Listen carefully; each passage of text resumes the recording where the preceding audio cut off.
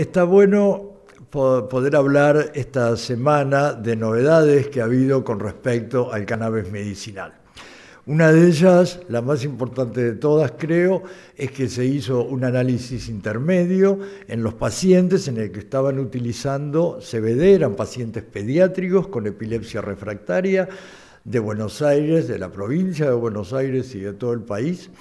Y al hacer un análisis intermedio se dan cuenta que el 80% de los pacientes han reducido las crisis en forma significativa. Eran pacientes, ¿no es cierto?, con epilepsia refractaria que en promedio tenían 959 crisis mensuales y bajaron en promedio a 381. Lo que equivale que un paciente que tenía 30 crisis diarias pasara a tener 13 crisis nada más por día. Esto es en todo promedio, ¿no es cierto? Pero seguramente hay pacientes acá que no tuvieron crisis directamente y otros que tuvieron un poco más de crisis. Sin embargo, el 80% de eficacia significativa implica que entonces hubo una reducción de las crisis que realmente era importante. Ahora, si uno se pone a pensar en todos los estudios de aprobación de todas las drogas antiepilépticas que existen en el mercado, todas ellas fueron aprobadas con menor porcentaje de eficacia.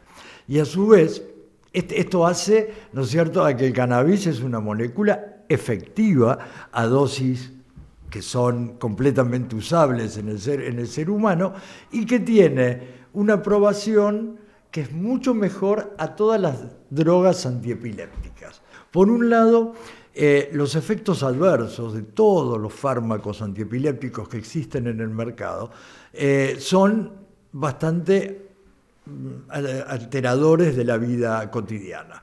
O sea, el paciente está completamente embotado. En consecuencia, esa es una de las primeras cosas que separa al cannabis de las demás drogas antiepilépticas. Uno no puede decir que el cannabis específicamente no tuvo efectos adversos, porque los tuvo, y los tuvo más que el placebo, pero eran efectos adversos de mareos, un poco de fatiga, y esos fueron los efectos adversos, pero que los hubo, a diferencia con el placebo, que no los tuvo. Pero la falta de efectos adversos cognitivos y la seguridad de todos los demás efectos adversos hacen que el paciente mejore algo muy importante, que es hasta más importante todavía que la efectividad, es en la mejoría de la calidad de vida.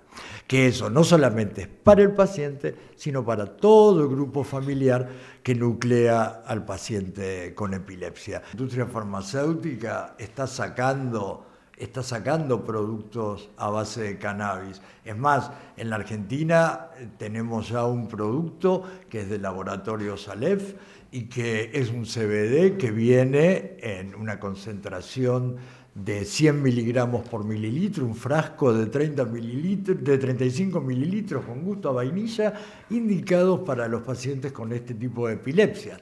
Y está muy bien que acá se haga un estudio como en el Garrahan, está todo bárbaro. Sin embargo, todo esto va atrasado un poco todo. Ya sabemos que el CBD existe, ahora tenemos la comprobación en la Argentina, pero mientras tanto hay un periodo de tiempo muy grande que hubo muchos pacientes que se quedaron sin ese medicamento.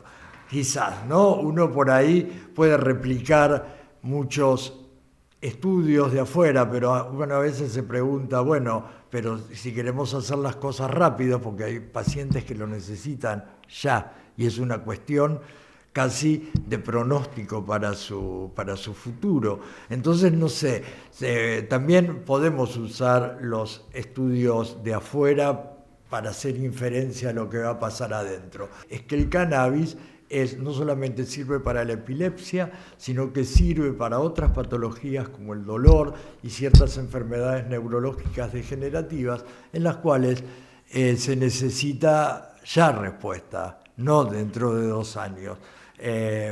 Entonces, creo que tendríamos que estar un poco más avanzados.